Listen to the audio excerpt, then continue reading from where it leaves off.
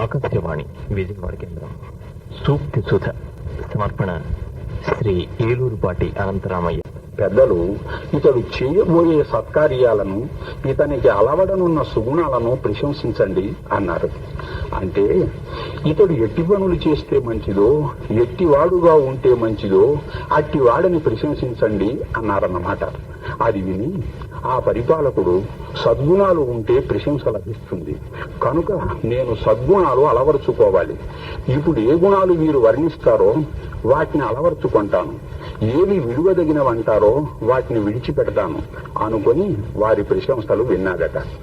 ప్రముఖ స్థానంలో ఉన్న వారిని ఇది చెయ్యి, ఇది చెయ్యవద్దు అని ఆజ్ఞాపించినట్లు చెప్పకూడదు.